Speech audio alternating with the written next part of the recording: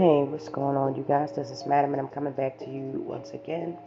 This time I'm going to go over to Mississippi today, and then this is the Mississippi welfare, the continuation of the Brett Favre, um, Governor Phil Bryant, and apparently Ted DiBiase, the wrestler, retired wrestler. The article is by Anna Wolf, and it says retired wrestler says GOP Phil Bryant cut welfare funding to nonprofit because of Democratic support. A former professional wrestler and defendant in the Mississippi welfare scandal is alleging that he personally witnessed Republican Governor Phil Bryant instruct an appointee to cut welfare funding to a nonprofit because its director supported Democrat Jim Hood in the 2019 governor race. The allegations that Bryant leveraged his control of welfare spending to purchase a political opponent comes in a 2-year-old federal court filing released Friday after Mississippi Today successfully motioned to unseal the case. The account echoes a similar allegation Mississippi Today published just over a week ago that the same nonprofit was forced to fire Hood's wife in order to keep receiving welfare grant funding. Former WWE Teddy DiBiase Jr. had received millions of federal welfare dollars to conduct various anti-poverty services for two private nonprofits when suddenly the state allegedly pulled the program. Federal authorities, who are attempting to seize DiBiase's house because of his alleged role in the welfare scheme, says the Mississippi Department of Human Services abandoned the program and the wrestler failed to perform the work under his contracts. The federal complaint against DiBiase mirrors new federal charges that the former welfare director John Davis pleaded guilty to on Thursday. But what actually happened, DiBiase said, is that in 2019, Governor Bryant directed Davis to discontinue the agency's partnership with the nonprofit Family Resource Center of North Mississippi because of its connection to Democrats in the state. Family Resource Center Director Christy Webb was an outspoken supporter of her friend and then Attorney General Jim Hood, a Democrat who was running against Republican Lieutenant Governor Tate Reeves for governor in 2019. That year, the term limited Bryant, who still oversaw the welfare agency, also worked hard to the campaign trail to get Reeves elected to the governor's mansion. FRC was one of the two nonprofits that funded the wrestler. DiBiase said his program, called RISE program, was moved out from under the private nonprofit to the state agency. Shortly before John Davis retired in mid-2019, he indicated that the RISE program would be taken in-house and overseen by MDHS, as opposed to being overseen by FRC or MCEC. Reads DiBiase's August 10, 2020 answer to the federal complaint for forfeiture against him. Upon information and belief, this occurred as a result of the governor directing John Davis to cease funding and working with FRC because FRC's executive director, Christy Webb, was openly supporting Jim Hood in the race for Mississippi governor. The claimant, who witnessed Bryant give the direction to Davis, was subsequently informed by Davis that his contract with FRC would be moved to MCEC. The filing continued. This did not affect claimant's performance under the contract. Ted DiBiase made this claim in his response to a federal forfeiture complaint the U.S. Department of Justice filed against him in 2020. alleging he fraudulently contacts in order to obtain welfare funds. Mississippi Today mentioned the unsealed case on August 18th. The U.S. Magistrate Judge Keith Ball dismissed the U.S. Department of Justice's initial complaint against Ted DiBiase in 2021, after his lawyer successfully argued that the complaint failed to allege a crime or allow the government to enter an amended complaint in August. Ted DiBiase argues that he completed the work the nonprofit paid him to conduct, therefore earning the money legally. Ted DiBiase Jr.'s allegations against Bryant add to claims that the former governor used his power to influence welfare spending, not just to benefit political allies, but to punish Democrat opponents. Officials have not charged Bryant civilly or criminally. The state prosecutor who secured a guilty plea from Davis last week said investigators have their sights set on higher-level officials as the welfare probe continues. We're still looking through records and text messages as we continue to move up. Hence, County District Attorney Jody Owens said after Davis' guilty plea Thursday. We also continue to work with the federal authorities in Washington and in Mississippi. John Davis is critical because the latter continues to move up. Mississippi Today first reported a similar allegation from Webb that a local lawmaker had threatened her on Bryant's behalf to fire Hood's wife, Debbie Hood, in order to keep receiving funds from the state. Webb said she relayed the news to Debbie Hood, who agreed to resign. Hood's campaign manager, Michael R., said Debbie Hood confirmed the account. Webb also alleged that she eventually refused to continue paying the DiBiase, which angered Davis. Family Resource Center original founder Kathy Grace was also running as a Democrat in 2019 for a local House seat against Republican Shane A. R.T., who worked for FRC, and a accountant in charge of reviewing invoices from its partners.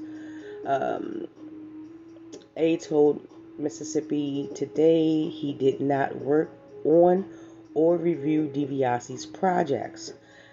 Teddy DiBiase Jr. is the son of WWE legend wrestler Ted the Million Dollar Man DiBiase Sr. His younger brother Brett DiBiase also received welfare funds and pleaded guilty to his role in the fraud scheme in 2020. Though various contacts with the man, as well as Ted DiBiase Sr.'s Christian ministry, the DiBiase's family received over $5 million in welfare funds. In the 2020 ongoing forfeiture complaint against Ted DiBiase, federal authorities are attempting to seize a $1.5 million French colonial lakeside home in Madison community. In Reunion, Clayton Ledger first reported. Prosecutors say he purchased the property with the money obtained from the state's welfare program, a total of over $3 million, according to the state auditor at the time in 2020. The complaint contained details of an ongoing investigation.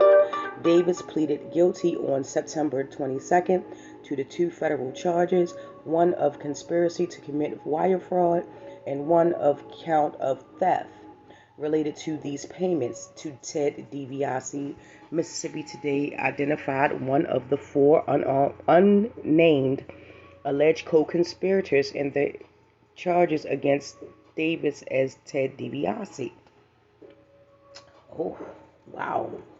The $1 Million Man, you say? Ted DiBiase Jr.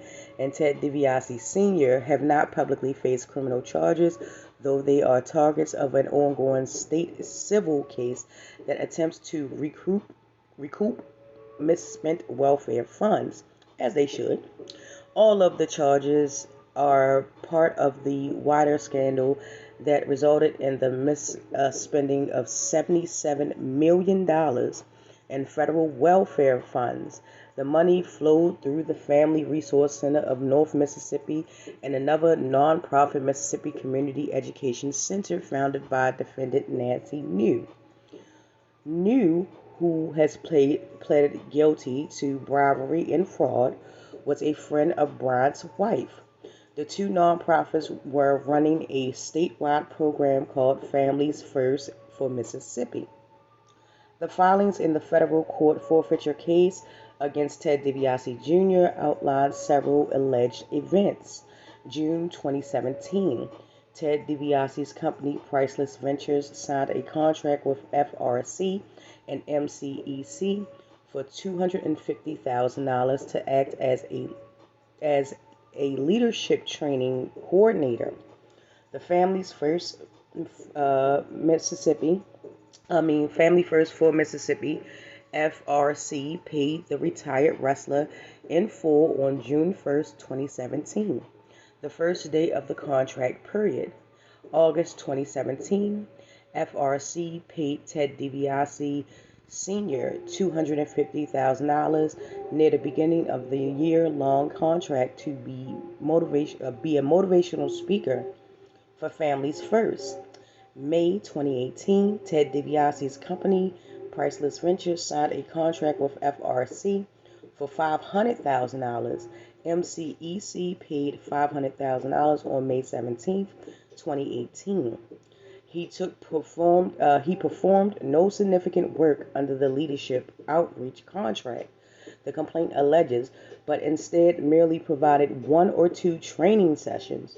An immaterial amount of work that fell far short of what the contract required. June 2018, FRC paid Priceless Ventures nearly $500,000 in emergency food assistance fund on July 13, 2018, for a contract that was supposed to run from May 2018 to September 2018.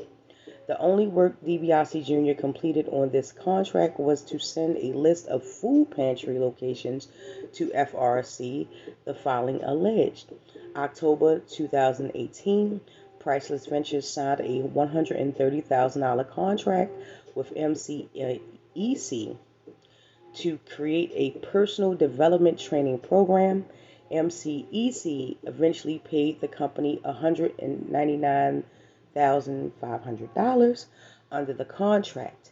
December 2018, MDHS signed a $48,000 contract with Brad DiBiase to conduct training sessions on opioid addiction from December 2018 to June 2019.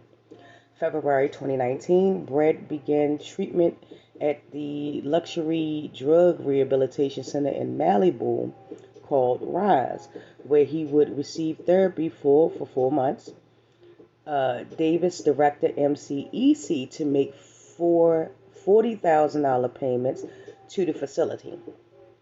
The federal complaint alleges that Ted DiBiase used the money from the Family Resource Center contracts to make a more than $400,000 payment on his mansion home. Ted DiBiase denies the assertion that he failed to complete the work for which he was hired. The federal complaint also uses Davis' text message to establish a close relationship that the government bureaucrat developed with the DiBiase family, such as Davis telling the administrative assistant that he loved DiBiase like his own child. The amended complaint reads, David also pleaded guilty last week to charges related to welfare payment to Brad DiBiase and to payment for his drug rehab stint. A Mississippi Today previously reported Davis and Ted DiBiase swamped Christian devout devotional travels out of state, and exercised at the gym together.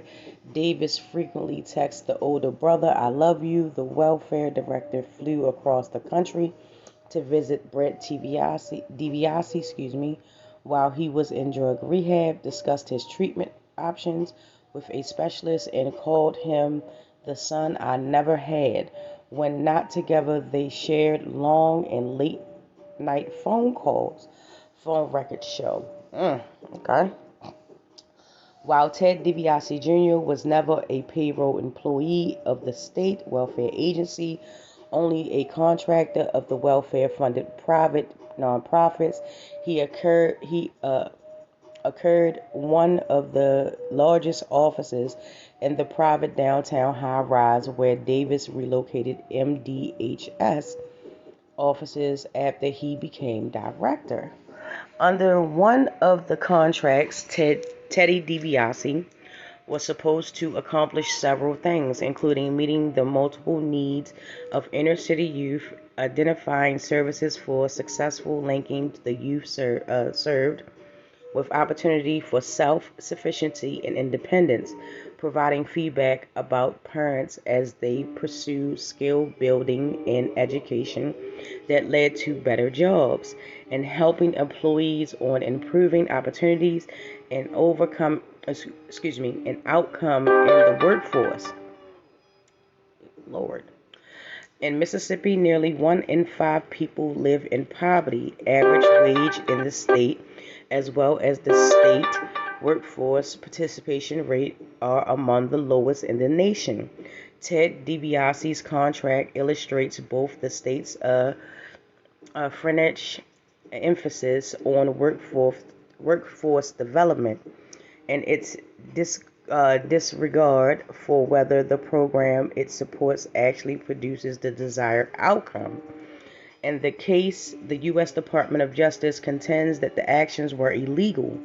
Davis and DiBiase Jr. entered into the workforce-related contract, according to the federal complaint, even though Davis and DiBiase Jr. knew at the inception of the contract that, in fact, no significant services would be performed under the contract, and that the actual purpose of entering into the contract was dispersing funds under its to enrich DiBiase Jr. by stealing and misapplying funds under the federally funded contract. Woo-wee! This was a long one, y'all. But, yeah, definitely needed to be talked about. It's a lot going on here. You got homeboy mad because people supporting Democrats, which is not right. You support who you want to. You got Ted DiBiase, the brother who's in the drug treatment facility. Why do welfare funds need to pay for that? And clearly he's not on welfare. You got the son performing stuff that he didn't even perform or do. Clearly, you got the father, the $1 million man, Ted DiBiase. You got him in there purchasing his $3 million home. Yeah, and I really, if the allegations against any of these men are found to be true, I hope that they do take his house. I hope that they go to jail along with Brett Favre. Brett Favre need to go to jail too. And this is just my opinion. This does not reflect any platform that I'm on. I do not know these people, and everything that I'm saying is alleged. This is just my opinion and my opinion only. So please take this with a grain of salt. Brett Favre, Ted DiBiase, his brother, and his son. Nancy New and Davis and all of them people that was involved and whoever else is involved, they need to go to prison. Not only do they need to go to prison, they need to pay back the money in full that was stolen from this federal program to help needy families. I don't think that a public apology and a little BS fine is going to fix this one. I think that they need to be drawn out in the public, and all their little dirty details and underhanded tactics and everything needs to be put out in the public so that the people will see that, in fact, these people, mind you, a wrestler, Ted DiBiase, one of the OGs of the wrestling world, one of the OGs, the $1 Million Man, and Brett Favre, one of the OGs of the NFL, needs to be held accountable for their actions and their deeds, because trust me, they were not thinking about needy families when they were doing this. They were not thinking about taking food and resources out of the mouths of people that were already at a disadvantage. And one of the poorest states in the United States, they were only looking to serve their selfish needs and to help their families. That's it. That's all. And that's just my opinion. Again, please take that with a grain of salt. I do not know these people, but if it was any one of us that was doing this, our asses would have been in jail. Okay? It wouldn't have been. I wouldn't have been able to just sit down and have a cup of coffee with the FBI and whoever else is involved. As far as law enforcement, I would not be able to do that. My ass would be in jail. Okay? And I'm just keeping it 100 with you. But with that, I'm going to continue with this story until an outcome comes from this whole case. Ted DiBiase, Brett Favre, Nancy New, Davis, DiBiase Jr., Brett DiBiase, y'all need to go to jail. Y'all need to go to jail. Y'all need to be drug out in the public forum, and y'all need to be